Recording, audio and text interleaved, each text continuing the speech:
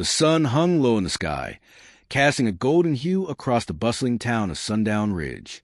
Dust swirled in the air as people hurried to and fro, preparing for the evening's closing. The town, a small speck on the map of the West, had its fair share of outlaws, miners, and farmers, each trying to carve a life from the rugged landscape. But today, the streets were alive with a different kind of energy. An auction was taking place. At the center of it all, under a large tent, stood a young woman. Her name was Clara, though she hardly remembered what it felt like to hear it spoken with kindness. Her fair skin, though dusty and worn, still held traces of the innocence of her youth.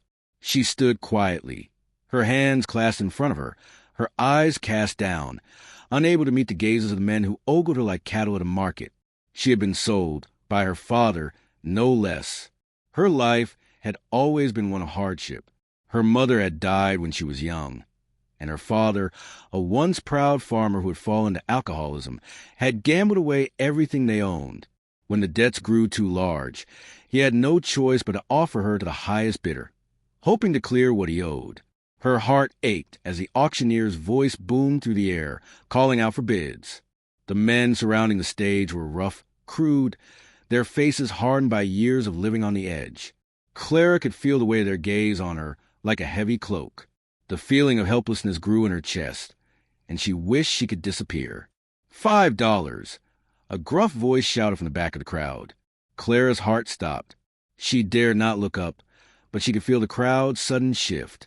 The bid had come from a man sitting tall on a black stallion, his boots dusty from travel, his long coat fluttering in the wind.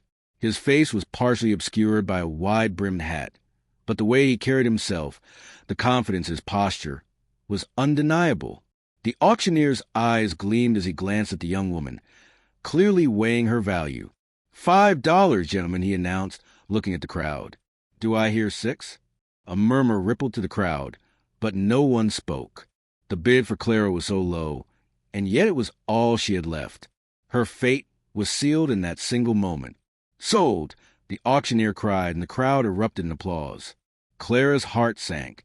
The man on the horse dismounted and approached her, his eyes cold and calculating as he extended a rough hand. Clara, he said, his voice like gravel, you belong to me now. The man's name was John Cowboy, a rancher with a reputation for getting what he wanted. He had come to Sundown Ridge to buy land and cattle, but when he saw the auction for women, he couldn't resist. It wasn't the first time he had bought a woman, but Clara was different. There was something about her quiet strength that intrigued him. John had been born into wealth, but it was a wealth built on hard work and determination. His father had been a ruthless businessman, and John had learned early that life was a series of transactions. He didn't expect Clara to be anything but another piece of property, but the way she looked at him when he called her name, there was something in those eyes that he couldn't shake. He led her to his horse, handing her the reins. Clara remained silent, not daring to speak. She had no idea where she was going, but the town behind her seemed like a lifetime away. The landscape around them was vast and unyielding, the mountains standing like silent sentinels in the distance. The ride was long and uncomfortable. Clara sat awkwardly behind John, holding onto the saddle with trembling hands, her heart beating in her chest like a drum. John said nothing, his focus solely on the trail ahead. The wind whipped through her hair, but it did little to cool the fire of fear that burned inside her. She had no idea what would happen once they reached his ranch, but she knew it wouldn't be good. By the time they reached John's ranch, the sun had set, casting an eerie glow over the land. The ranch was large, its fields sprawling as far as the eye could see, but it felt desolate. The wind howled through the open spaces, and the silence of the place pressed in on Clara's chest. John led her into a small cabin near the edge of the property, a solitary structure that seemed out of place against the vastness of the ranch. Inside, the room was sparsely furnished, just a bed, a table, and a small stove in a corner. It was colder than Clara had expected, and she shivered as she stepped inside. Get some rest, John said gruffly. Tomorrow you'll start working. Clara nodded silently, too exhausted to argue. She walked to the bed and sat down, her hands still shaking. The weight of her new reality settled heavily on her shoulders.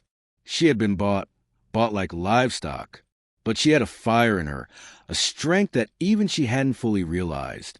As the night wore on, Clara lay in the bed, staring at the ceiling.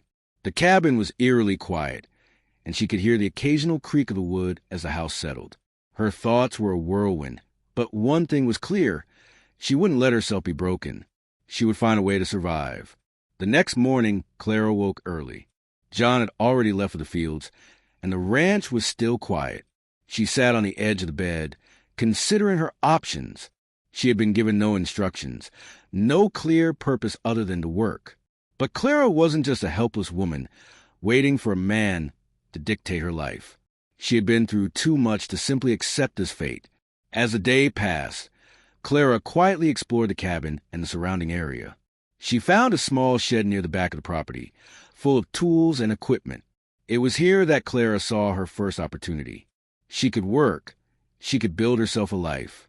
But she would need John to trust her first. That evening, when John returned from the fields, Clara was waiting for him outside.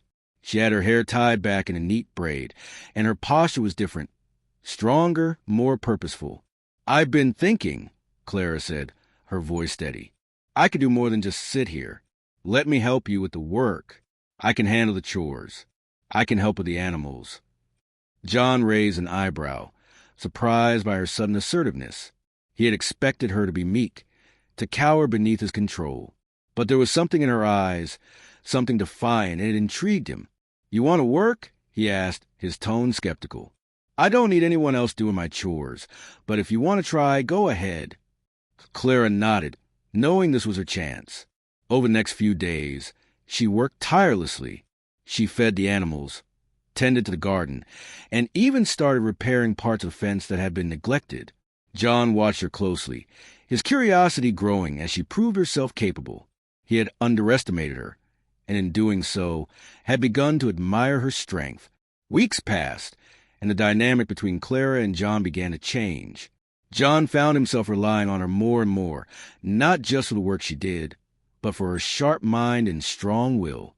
He had expected her to break under the pressure, to fall into submission, but instead, she had blossomed into someone capable of handling much more than he had ever imagined. One evening, after a long day of work, John found Clara sitting outside, staring at the stars. The moonlight illuminated her face, softening her features, and for the first time, John saw her not as property, but as a woman who had conquered him without even trying.